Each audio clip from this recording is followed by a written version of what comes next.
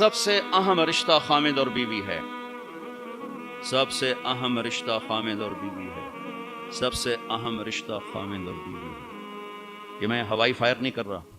گنو ماں باپ کے لیے کتنی آیات ہیں. چند ماں باپ کے عظمت احترام چند آیات. اولاد کے لیے چند آیات. بہن بھائیوں کے لیے چند آیات. لیکن خامد اور بیوی کے لیے سینکڑوں آیات ہیں. پورا مضمون چلتا ہے. پوری صورت چلتی ہے کہ ایک گھر کیسے آباد ہو. قرآن نے کس رشتے پر زور دیا وہی اہم ہو. کتنا یہ رشتہ ذلیل ہو چکا ہے. کتنی بیویاں روزانہ مار کھاتی ہیں. کتنی بیویوں کو مارا جاتا ہے, گالیاں دی جاتی ہیں, ان کے ماں باپ کو گالیاں دی جاتی ہیں, ان کے بہن بھائیوں کو گالیاں. ساس سسر کتنی ننگی تلوار ہیں. تم سارے علماء مفتی بیٹھو, کہیں ساس بہو کے رشتے کے کوئی حقوق آئے ہیں؟ کہیں سسر اور بہو کے رشتے کے کوئی حقوق آئے ہیں؟ لیکن میرا معاشرہ سارا حق ساس سسر کے آنے والی بہو پر ڈالتا. ہمیں تو بیچ میں شامل ہوا جائے بچو پتہ نہیں کدو آ گیا تو پچھاڑ سانو کرن دے جو کرنا. ایک عورت جب ماں ہوتی ہے تو روئے سے محبت کے چشمے, جب ساس بنتی ہے تو روئے سے زہر اگلنے لگ جاتی. یہ کیا معاشرہ ہے؟ اس معاشرے نے کو ہم یہ علماء کا قصور ہے کہ انہوں نے معاشرت نہیں سمجھائی. اچھا, ایک اس رشتے کی اہمیت اس وجہ سے سینکڑوں آیات ہیں. ایک اس کی کمزوری اس وجہ سے, اس کو بچانے کے لیے, چونکہ ماں بیٹے کا رشتہ ٹوٹتا نہیں, بہن بھائی کا رشتہ ٹوٹتا نہیں, باپ بیٹے کا رشتہ ٹوٹتا نہیں, خامد بیوی کا رشتہ ایک بول پر ٹوٹ جاتا. اس کو بچانے کے لیے ادھر سے. اس لیے یہ فقہا کہیں گے کہ اللہ تعالیٰ نے بیوی کا حق رکھا کہ الگ گھر دو. اگر وہ مالدار ہے تو الگ گھر دے, تاکہ وہ میاں بیوی زندگی شروع کریں. ان کے مسائل تھوڑے ہوں گے. بیچ میں ساس بھی آ گئی, بیچ میں سسر بھی آ گیا, بیچ میں نند بھی آ گئی, دیور بھی آ گیا, بھابیاں بھی آ گئیں. وہ دیکھتی ویسی چٹنی بن گئی پہلے دن. چند دن پہلے ہمارا ایک ساتھی بتا رہا تھا جی کہ وہ صاحب جب بیوی کو مارتے تھے نا تو ساتھ ان کے ابا بھی آ جاتے, ان کی اماں بھی آ جاتی, ان کی بہن, ان کے بھائی, سارے مل کر بیوی کی پٹائی کرتے تھے.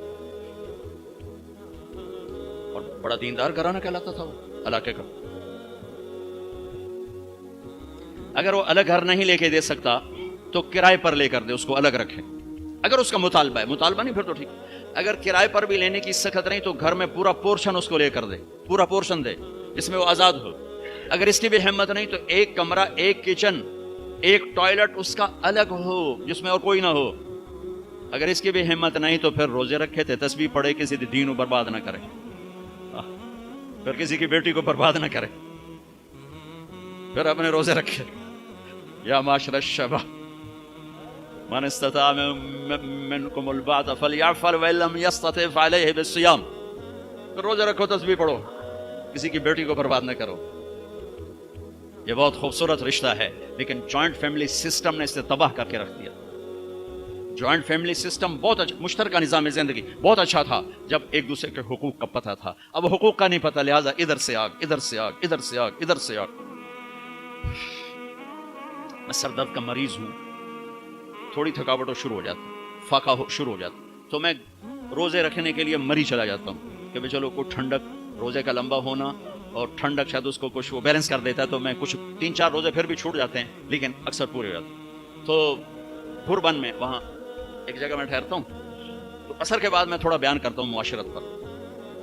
تو پہلی دفعہ جب میں وہاں ٹھہرا تو 8ویں دن امام مسجد کی بیوی آئی ہمارے پاس, میری بیگم کے پاس, کہ جی بیگم صاحب میں نے آپ کا اور مولانا کا شکریہ ادا کرنا ہے کہ آج میری زندگی کا پہلا ہفتہ ہے میرے خامد نے مجھے مارا نہیں.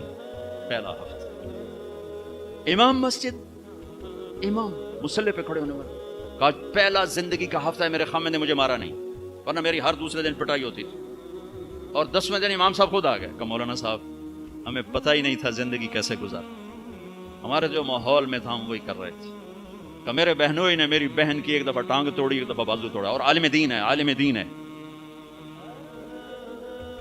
ہمیں کسی نے یہ بتایا نہیں تھا. ہم نے زندگی میں پہلی دفعہ یہ باتیں آپ کے منہ سے سنی کہ زندگی کیسے گزار.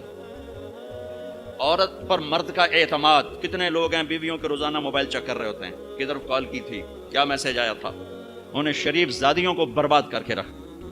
اور کتنی عورتیں ہیں جو اپنے خامدوں کا موبائل ڈھونڈ رہی ہوتی ہیں, وہ سو جاتے ہیں, وہ موبائل چیک کرتی ہیں, کہیں کہاں فون کیے, کیا میسج آئے.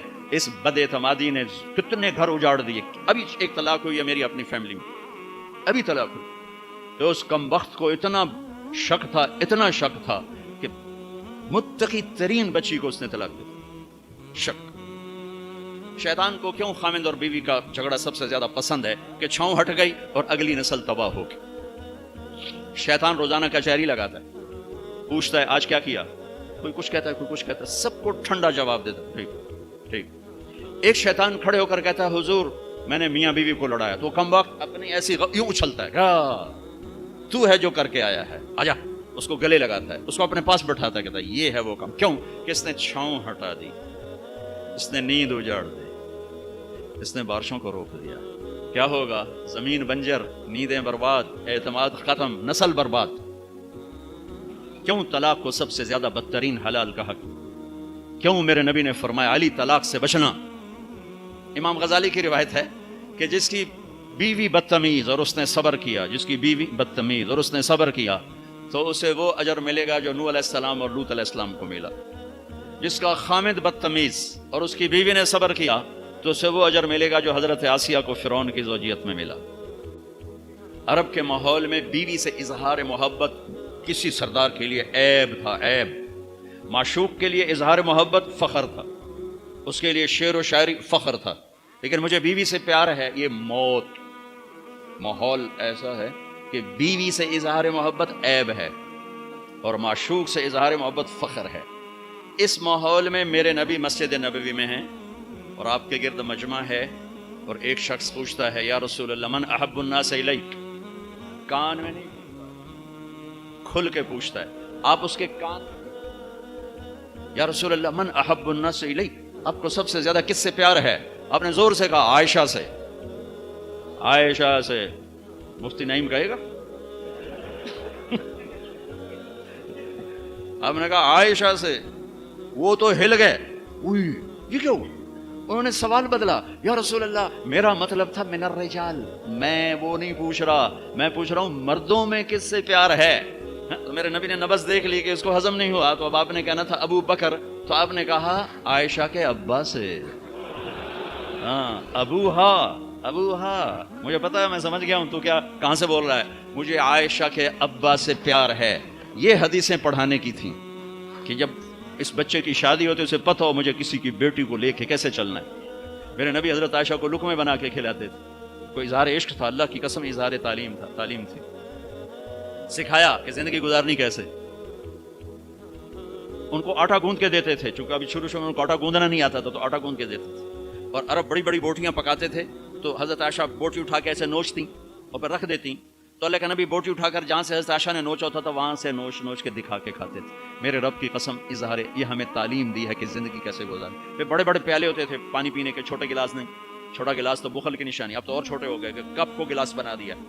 तो बड़े बड़े गिलास होते थे, तो हम आयशा रज़ी पानी पी रहे हैं, रख दिया। मेरे नबी उठाकर जहां हजरत आयशा के होंठ लगे होते थे वहां होंठ रख के पानी पीते थे।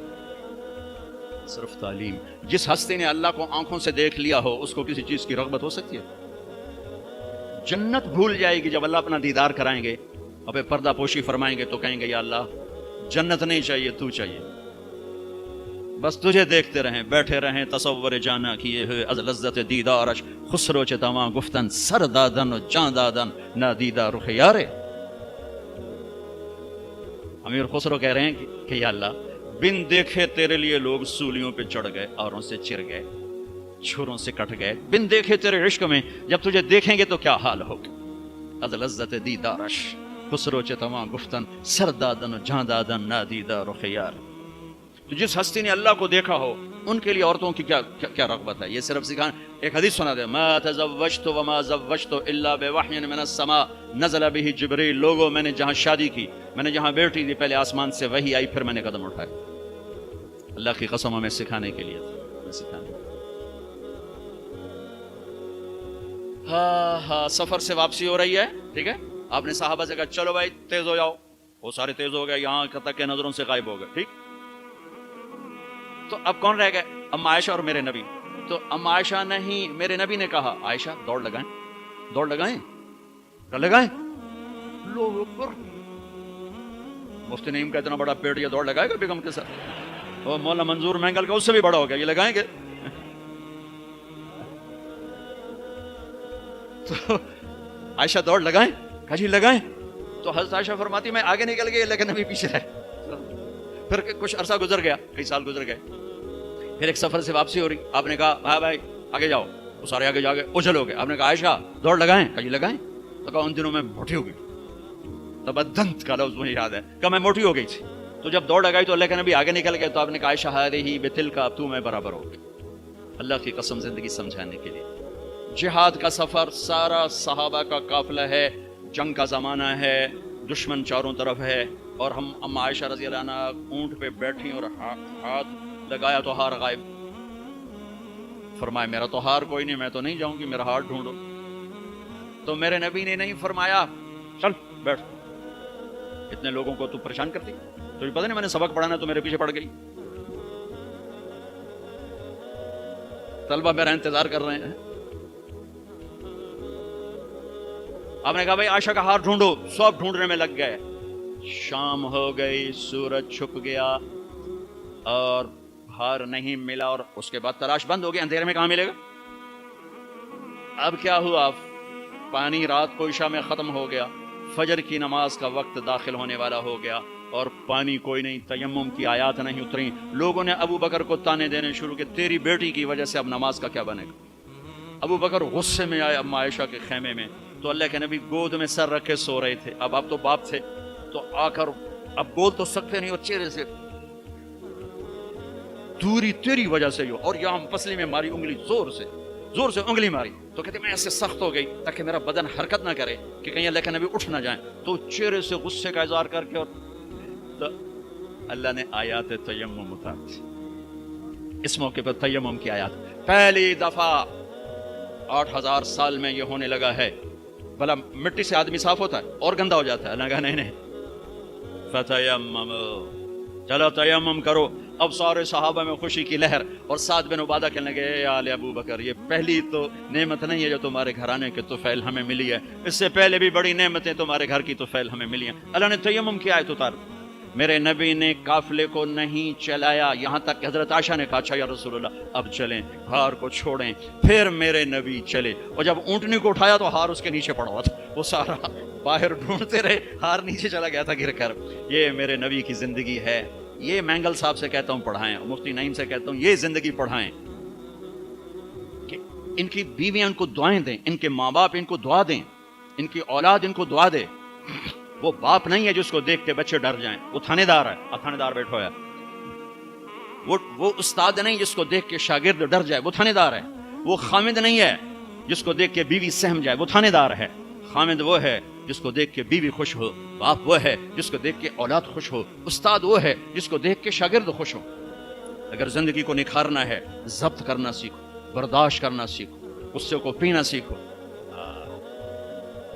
یغلبن الکریم ویغلبہن اللئیم. اللہ اکبر. میرے نبی نے فرمایا اخلاق والے پہ بیویاں غالب آ جاتی ہیں, اور بد اخلاق بیویوں پہ غالب آ جاتے ہیں. لأن أكون مغلوبا كريما أحب إلي من أكون غالبا لئيما. میں اخلاق والا بن کے بیوی سے دب کے رہوں, یہ مجھے پسند ہے اس بات سے کہ میں بد اخلاق ہو کر, کمینہ ہو کر بیوی پہ غالب آؤں. لئیم بد اخلاقی کی آخر جس کو ہم کمینہ کہتے ہیں. خیرکم خیرکم لأہلہ وأنا خیر لأہلی. میرے نبی نے فرمایا سب سے بہترین مسلمان وہ ہے جو بیوی سے اچھا سلوک کرے, اور میں تم میں سب سے اچھا سلوک کرتا ہوں اپنی بیویوں کے ساتھ. میمونہ رضی اللہ تعالیٰ عنہ کے گھر آپ کی باری ہے, اور آپ کو پیشاب آیا, آپ اٹھے پیشاب کے لیے, پیچھے میمونہ کی آنکھ کھل گئی, تو انہوں نے دیکھا بستر خالی, تو ان کو نا نفس نے چکر دے دیا. ان کے جی میں آیا کہ اللہ کے نبی مجھے چھوڑ کر کسی اور بیوی کے پاس چلے گئے. تو انہوں نے سوکن پنا غالب آیا, سوکن تو سوکن ہی ہوتی ہے, تو سوکن تھی, انہوں نے کہا تھا مجھے چھوڑ کے دوسری بیوی, اور خیال تھا حضرت عائشہ کڈی لگا تھی. اللہ کے نبی واپس آئے تو دروازہ بند. آپ نے دستک دی, میمونہ میں ہوں, دروازہ کھولو. کہا میں نہیں کھولتی. ہم نے کہا کیا ہوا؟ کہا مجھے چھوڑ کے دوسری بیوی کے پاس جاتے ہیں, باری میری ہے. آپ نے کہا اللہ کی بندی, انی حاقن, مجھے زور کا پیشاب لگا تھا, میں اس لیے گیا تھا. کہا نہیں کوئی پیشاب نہیں ہے, مجھے پتا ہے. آپ نے کہا میمونہ میں اللہ کا رسول ہوں, میں کبھی خیانت کر سکتا ہوں؟ پھر ان کو کرنٹ لگا, اوہ یہ میں نے کیا کیا, تو اللہ کا رسول. پھر ڈرتے ڈرتے دروازہ کھولا، پتہ نہیں اللہ کے نبی کیا کریں گے. آپ اندر آئے اور مسکرائے اور جا کر اپنی چارپائی پہ لیٹ.